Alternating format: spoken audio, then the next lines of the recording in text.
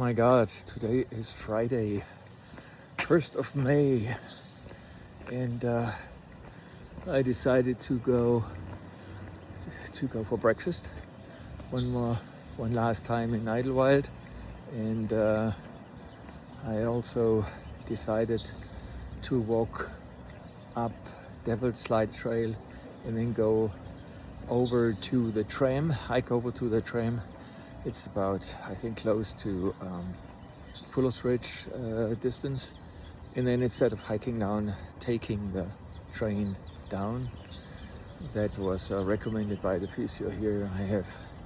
My knee is still very wobbly, and I have a brace on, and I have done that trail before, so I don't feel bad about it that I didn't do it. I have done this in a section hike, and I know it's a long way down. So anyway, that's the plan for today. But now I go breakfast the last time, and at the Red Kettle, and that's where I'm heading now. I'm excited, just taking a small breakfast and then I'll go. So great that you took us. Yeah. Oh my God. Did you get it? Okay. That is so nice of you. This is awesome. There's so many dogs here.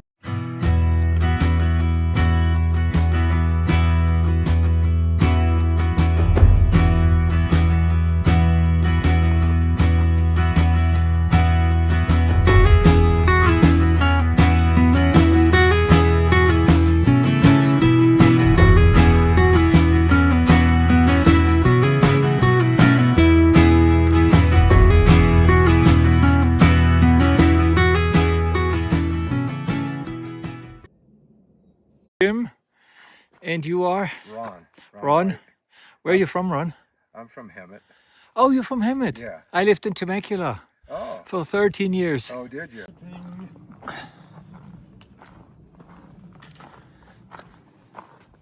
And then before you know it, you can't remember where that was exactly. Yep. Wilman's Trail. Look at this. This is Willow Creek.